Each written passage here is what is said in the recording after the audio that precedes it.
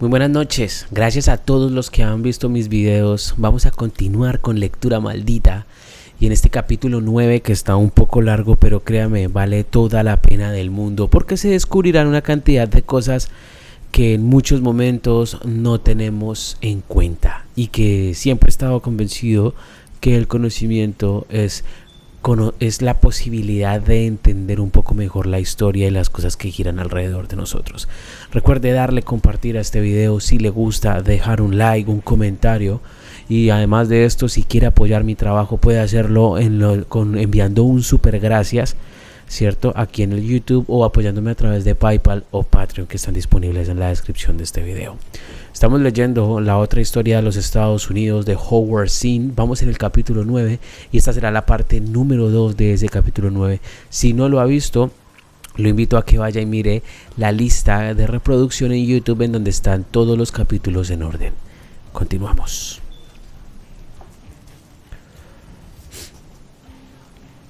Ralph Waldo Emerson, sin ser activista, dijo de la ejecución de John Brown: convertirá el cadalso en un lugar tan sagrado como la cruz.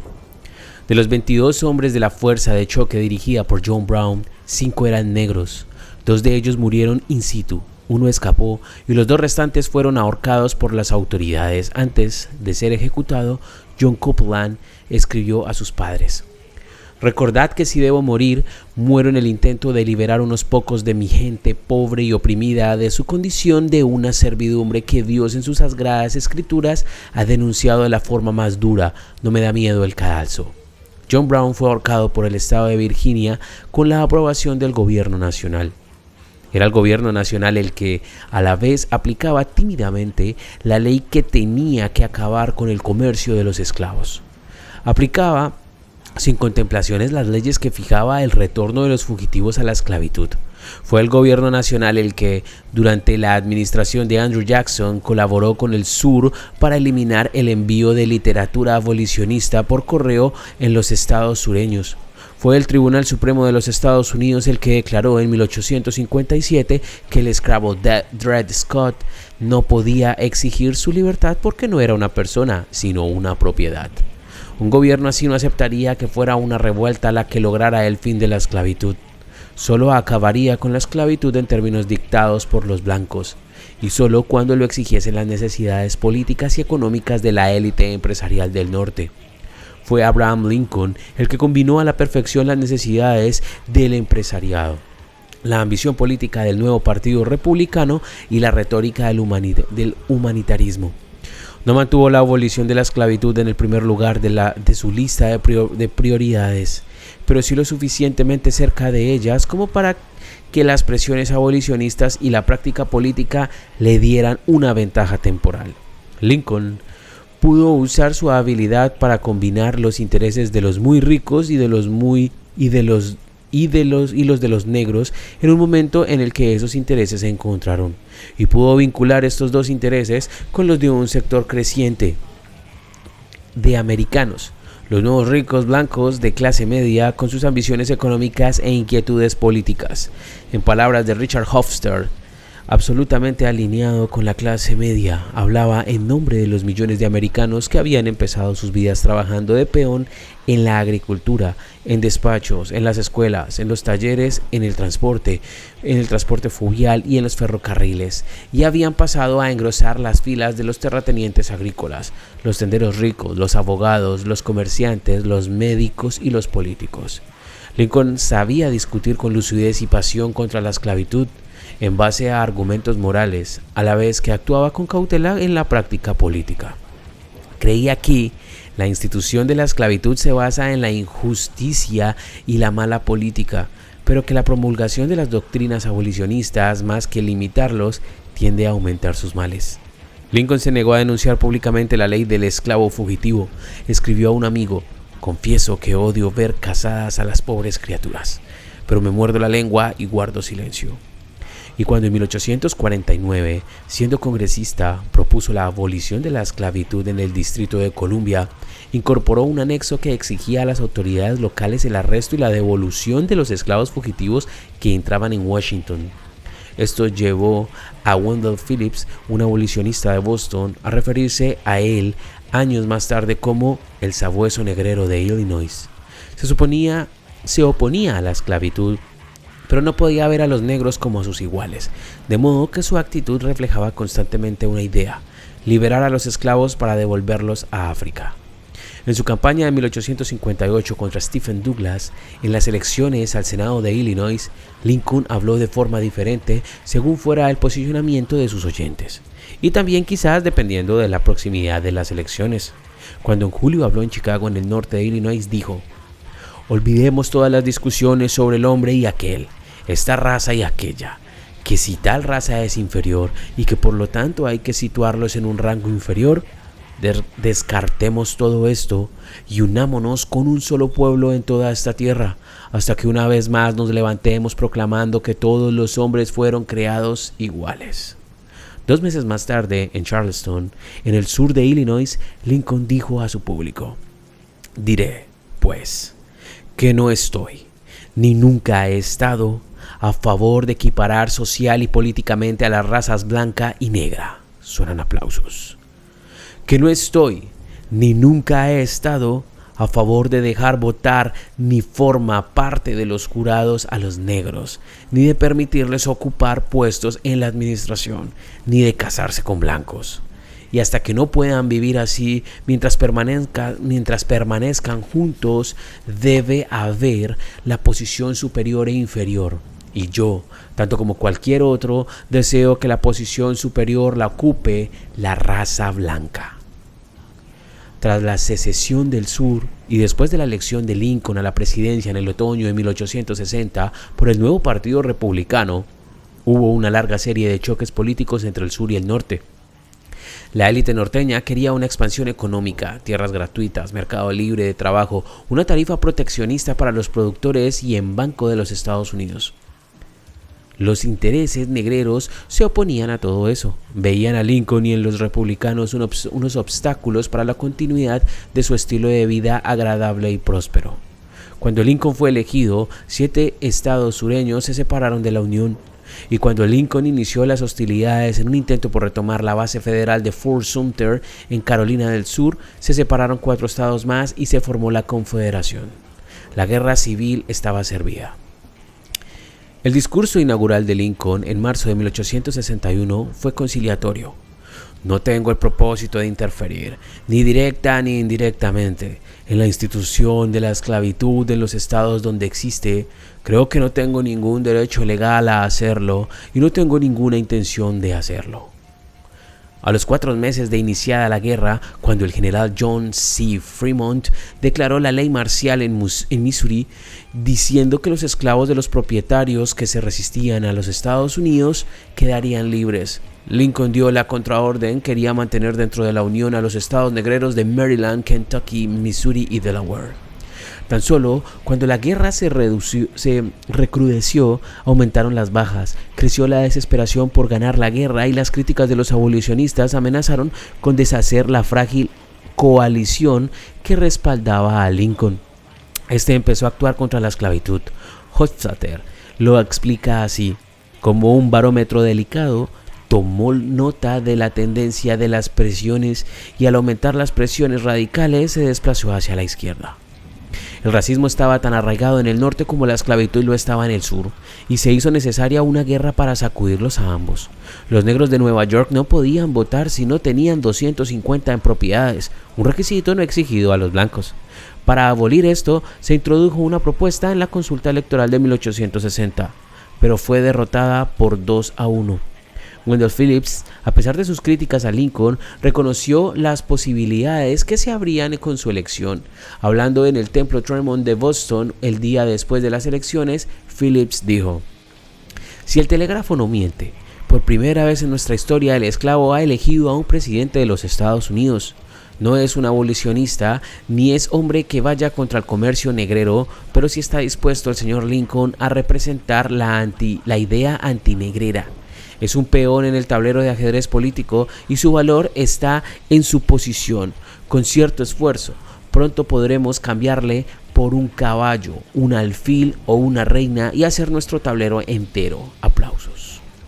El espíritu del Congreso, incluso después de iniciada la guerra, quedó plasmado en una resolución del verano de 1861 que solo tuvo unos pocos votos contrarios.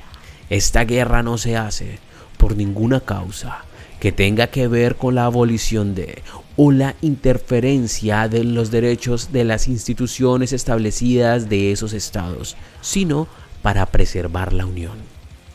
Los abolicionistas fortalecieron su campaña, presentaron muchas peticiones en favor de la emancipación en el Congreso entre 1861 y 1862.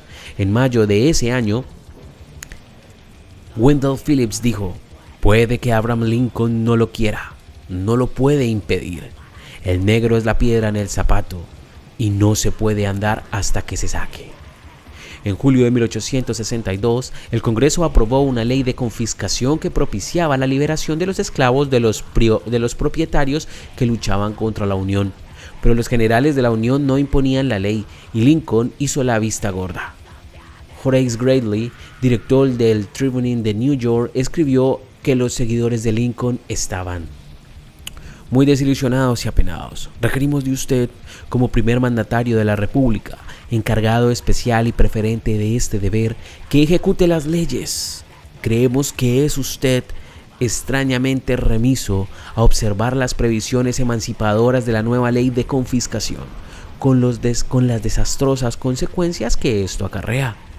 Creemos que tienen demasiada influencia en usted los consejos que os envía ciertos políticos de los estados negreros vecinos". Greeley apeló la necesidad práctica que había de ganar la guerra. "Hemos de reclutar escoltas, guías, espías, cocineros, peones, mineros y cortadores entre los negros del sur, tanto si dejamos que luchen con nosotros como si no. Os pido que respetéis al máximo, de forma apasionada e inequívoca, la ley de la tierra". Lincoln respondió a Greeley: "Querido señor, no ha sido mi intención dejar a nadie perplejo. Mi objetivo primordial en esta lucha es la salvación de la Unión y no el salvar ni destruir la esclavitud. Si pudiera salvar la Unión sin liberar a ningún esclavo, lo haría. Y si lo pudiera conseguir con la liberación de todos los esclavos, también. Aquí he expuesto mis intenciones según mi visión del deber oficial, y no cambiaré ni un ápice mi deseo personal, tantas veces expresado, de que todos los hombres en todas partes puedan ser libres".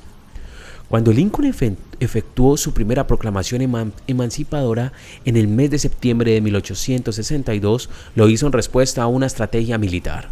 Concedía 4 meses al sur para que dejara de luchar, amenazaba con emancipar a sus esclavos si continuaban luchando, y prometió respetar la esclavitud en los estados que se posicionaran con el norte.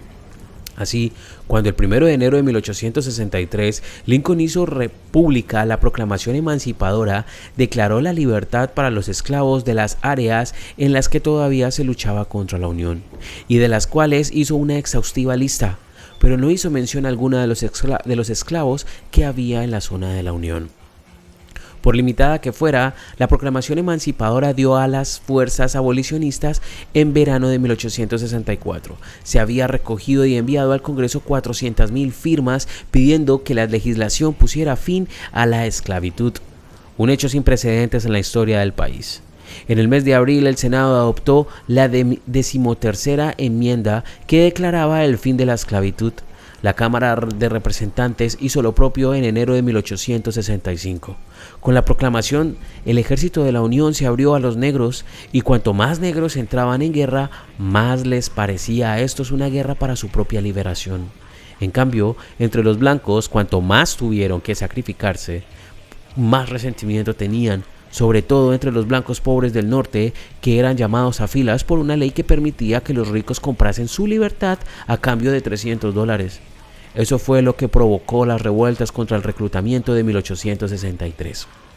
Eran las revueltas de los blancos contra de los blancos encolerizados de las ciudades del norte, pero el objeto de sus iras no fueron los ricos, que estaban lejos, sino los negros, que estaban a mano. Fue una orgía de muerte y violencia. Un negro de Detroit describió lo que vio: Una multitud se manifestaba por la ciudad transportando barriles de cerveza en carros. Estaban armados con palos y ladrillos y atacaban a los negros, fuesen hombres, mujeres o niños. Oyó decir a un hombre: si tienen que matarnos a cambio de los negros, mataremos a todos los de esta ciudad. La guerra civil fue una de las más sangrientas en la historia de la humanidad hasta ese momento. 600.000 muertos en los dos bandos. En una población de 30 millones, el equivalente en los Estados Unidos de 1990, con una población de 200 millones a 5 millones de muertos. Al identificarse las batallas, al acumularse los cadáveres, al crecer la fatiga producida por la guerra y con una situación en la que huían centenares de miles de esclavos de las haciendas, los 4 millones de negros del sur convirtieron en una fuerza potencial para el bando que los quisiera utilizar. Du Bois, en su libro Black Reconstruction, apuntó lo siguiente: ¿fue esta clara alternativa la que provocó la repentina rendición de Lee? El sur tenía que llegar a acuerdos con sus esclavos, liberarlos, usarlos en la guerra contra el norte. O bien, podrían rendirse al norte con la esperanza de que, después de la guerra, el norte debía ayudarles a defender la esclavitud como siempre había hecho. Las mujeres negras jugaron un importante papel en la guerra, especialmente hacia el final. Sojourner Truth se convirtió en funcionaria para el reclutamiento de tropas negras para el ejército de la Unión. Al igual que Josephine Steve Fierce Ruffin de Boston, Harriet Tubman realizó incursiones en las haciendas al frente de tropas negras y blancas. En una expedición liberó a 750 esclavos. Se ha dicho que la aceptación de la esclavitud por parte de los negros queda aprobada por el hecho de que, durante la guerra civil, teniendo amplias oportunidades para escaparse, la mayoría de los esclavos se quedaron en las haciendas. Pero de hecho, huyeron 500.000 de esclavos, aproximadamente 1 de cada 5, una proporción alta cuando se considera que era muy difícil saber a dónde huir y cómo sobrevivir. En 1865, un terrateniente de Carolina del Sur escribió en el Tribune de Nueva York: la conducta de los negros en la última crisis me ha convencido de que todos vivimos en el engaño. Yo creía que esta gente estaba contenta, alegre y unida a su amo. Pero los acontecimientos y la reflexión me han hecho cambiar de parecer. Si estuvieran contentos, alegres y unidos a su amo, ¿por qué lo abandonaron en el momento en que los necesitaba para huir hacia un enemigo que no conocían, dejando así a su buen amo que conocían desde la más tierna infancia? La guerra no produjo ninguna revuelta general en los esclavos, pero en algunas zonas de Mississippi, Arkansas y Kentucky, los esclavos destrozaron las haciendas y se apoderaron de ellas. 200.000 negros se alistaron en el ejército y en la marina, de los cuales 38.000 murieron. El historiador James McPherson dice: sin su ayuda, el norte no hubiera podido ganar la guerra de la forma en que lo hizo, y quizás simplemente no la hubiera ganado. Lo que pasó con los negros en el ejército de la Unión y en las ciudades del norte durante la guerra da alguna idea sobre las limitaciones futuras de la emancipación. Incluso con una victoria total sobre la Confederación, los soldados negros de permiso eran atacados en las ciudades norteñas, como en Zanesville, Ohio, en febrero de 1864, donde se oyeron gritos de muerte al negro. Acá hay una referencia, dice "Death to the nigger", voz. Esta última altamente ofensiva para referirse a las personas de color. Los soldados negros eran utilizados para realizar los trabajos más duros y sucios: cavar trincheras, arrastrar troncos y cañones, cargar munición y perforar pozos para los regimientos blancos. Los soldados blancos sin graduación recibían $13 al mes y los negros $10. Finalmente, en junio de 1864, el Congreso aprobó una ley que equiparaba el sueldo de los soldados negros al de los blancos. Después de algunas derrotas militares, a finales de 1864, el secretario de Guerra confederado Judah Benjamin escribió a un director de periódico en Charleston: es un hecho conocido que el general Lee está muy a favor del uso de los esclavos en la defensa y de su emancipación, si resulta necesario para esa finalidad. Un general escribió indignado: si los esclavos son buenos soldados, toda nuestra teoría sobre la esclavitud está mal enfocada.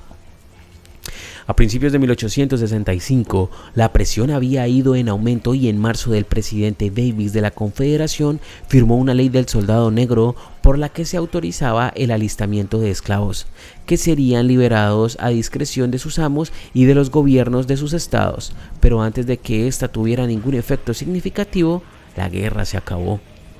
Los ex-esclavos, al ser entrevistados por el proyecto de los escritores federalistas en los años 30, recordaban el final de la guerra. Susie Melton: yo era una chica joven, de unos 10 años, y oímos que Lincoln iba a liberar a los negros.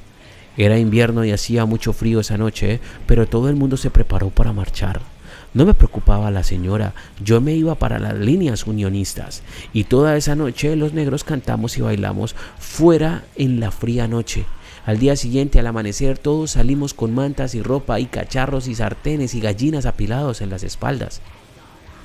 Y al salir el sol por entre los árboles, los negros empezaron a cantar: sol, tú estás y yo me marcho, sol, tú estás y yo me marcho, sol, tú estás y yo me marcho. Anna Woods: no llevábamos mucho tiempo en Texas cuando entraron los soldados y nos dijeron que éramos libres. Recuerdo una mujer se subió encima de un barril y gritó. Saltó del barril y gritó. Volvió a subir y gritó más veces. Siguió haciéndolo durante largo tiempo, simplemente subiéndose en el barril y volviendo a saltar. Anna May Waters dijo: recuerdo que mi padre había dicho que cuando vino alguien y gritó: «¡Negros, por fin sois libres!», simplemente dejó caer una azada y dijo en un tono extraño: «Gracias a Dios». El proyecto de escritores federales registró las palabras de un antiguo esclavo llamado Fanny Berry. Negros gritando y aplaudiendo y cantando. Niños corriendo por todas partes dando palmadas y gritando. Todo el mundo feliz. La que se armó. Corrí hacia la cocina y grité por las ventanas: «Mamá, no cocines más. Eres libre, eres libre». Muchos negros entendían que su rango social tras la guerra, fuera cual fuera su situación legal, dependería de si eran propietarios de la tierra que trabajaban o si eran obligados a ser semiesclavos de otros. Las haciendas abandonadas fueron alquiladas a los antiguos colonos y a los blancos del norte. En palabras de un periodista negro, a los esclavos los convirtieron en siervos de la tierra y los ataron a ella. En esto quedó la tan cacareada libertad del hombre negro a manos del yanqui. Con la política del Congreso aprobada por Lincoln, la propiedad confiscada durante la Ley de Confiscación de 1862 revertía en los herederos de los propietarios confederados. El Dr. John Rock, médico negro de Boston, dijo en un mitin: el esclavo al que habría que recompensar la propiedad del sur es del esclavo por derecho. En las islas del mar de Carolina del Sur, de un total de 16,000 acres, puestos a la venta en marzo de 1863, los esclavos liberados solo pudieron comprar, incluso juntando todo su dinero, 2,000 acres. El resto lo compraron inversores y especuladores del norte. Un esclavo liberado de las islas dictó una carta a una antigua maestra: «Querida señorita, por favor infórmele a Lincoln que queremos tierra, esta misma tierra que está regada con el sudor de la cara y la sangre de nuestras espaldas. Podríamos comprar toda la que quisiéramos, pero hacen las parcelas demasiado grandes y no podemos comprarlas». El antiguo esclavo Thomas Hall dijo al proyecto de escritores federales: «Lincoln se llevó las alabanzas por liberarnos, pero ¿lo hizo? Nos dio libertad sin darnos ninguna oportunidad de vivir por nuestros medios y todavía teníamos que depender del blanco sureño para nuestro trabajo, nuestra comida y nuestra ropa, y nos mantuvo según su necesidad y deseo en un estado de servilismo que apenas era mejor que la esclavitud». En 1861, el gobierno americano se había propuesto luchar contra los estados negreros, no para acabar con la esclavitud, sino para mantener el control de un enorme territorio nacional, con su mercado y sus recursos. No obstante, la victoria exigió una cruzada y la inercia de esa cruzada hizo que se involucraran en la política nacional otras fuerzas. Más negros tomaron la determinación de darle un sentido a su libertad y más blancos, fuesen funcionarios del Bureau de Hombres Libres o profesores en las Islas Marinas o politicastros, dice los famosos Carpetbaggers. Con mezclas variadas de humanitarismo y ambición personal, se interesaron por la igualdad racial. También había un fuerte interés del Partido Republicano por mantener el control sobre el gobierno nacional, y la perspectiva de conseguirlo gracias a los votos negros del sur para conseguirlo hizo que los hombres de negocios del norte, viendo que la política republicana les beneficiaba, les dejaron hacer. El resultado fue ese breve periodo posterior a la guerra civil en que los negros del sur votaban y salían elegidos para los gobiernos estatales y para el Congreso. También se introdujo en el sur una educación pública gratuita e interracial. Se construyó un marco legal. La 13ª enmienda ilegalizó la esclavitud. No existirán en los Estados Unidos ni en ningún sitio ilegalizó bajo su jurisdicción ni la esclavitud ni la servidumbre involuntaria, excepto como castigo por crímenes por los cuales el interesado habrá sido condenado. La 14ª enmienda derogó la decisión que había tomado Dred Scott en la preguerra, declarando que toda persona nacida o nacionalizada en los Estados Unidos eran ciudadanos. También parecía inclinarse decididamente por la igualdad racial, limitando drásticamente los derechos de los estados. Ningún estado introducirá ni aplicará ninguna ley que limite los privilegios ni las inmunidades de los ciudadanos de los Estados Unidos. Tampoco ningún estado deberá quitar la vida, la libertad o la propiedad de persona alguna sin la debida intervención de la ley. Tampoco deberá negarle a ninguna persona en su área de jurisdicción la protección de la ley de forma igualitaria. La 5ª enmienda decía: el derecho de los ciudadanos de los Estados Unidos al voto no será negado ni limitado por los Estados Unidos ni por ningún estado en razón de raza, color o condición previa de servidumbre. A finales de la década de 1860-1870 y a principios de la siguiente, el Congreso aprobó una serie de leyes imbuidas en el mismo espíritu. Convertía en un crimen el hecho de privar a los negros de sus derechos y exigía a los funcionarios federales que los garantizaran, otorgando a los negros el derecho a hacer contratos y a comprar propiedades sin ser discriminados. En 1875, una ley de derechos civiles ilegalizó la exclusión de los negros de los hoteles, los teatros, los ferrocarriles y otros servicios públicos. Con estas leyes, con la presencia protectora del Ejército de la Unión en el sur y con un ejército civil de funcionarios en el Bureau de Hombres Libres, Freedmen Bureau, para ayudarlos, los negros del sur se reactivaron, votaron, formaron organizaciones políticas y se expresaron con decisión sobre aquellos temas que les interesaban. Sus actividades fueron obstaculizadas durante varios años por Andrew Johnson, vicepresidente de Lincoln, que llegó a la presidencia cuando Lincoln fue asesinado al final de la guerra. Johnson boicoteó las leyes que ayudaban a los negros y facilitó la vuelta a la Unión de los Estados Confederados sin garantizar la igualdad de derechos para los negros. Durante su presidencia, los estados sureños que habían vuelto al redil promulgaron códigos negros que convertían a los esclavos liberados en siervos que seguían trabajando en las haciendas. Andrew Johnson se encontró con la oposición de algunos senadores y congresistas que, en algunos casos por razones de justicia y en otros por el cálculo político, daban su apoyo a la igualdad de derechos y al voto para el negro libre. Aquí dejamos en este momento, este capítulo está un poquito largo, esta sería la parte número 2 del capítulo 9, vamos para una tercera parte, este libro está un poquito más largo, este capítulo está mucho más interesante, ya saben amigos míos, conéctense con la lectura maldita porque el conocimiento es poder y hay que conocer todas las versiones para lograr entender un poco lo que pasa en este país. Cuídense mucho, repitan siempre después de mí, yo soy un metalero, yo soy Curse Metal. Nos vemos el siguiente lunes en la parte 3 del capítulo 9. Que tengan muy buena noche.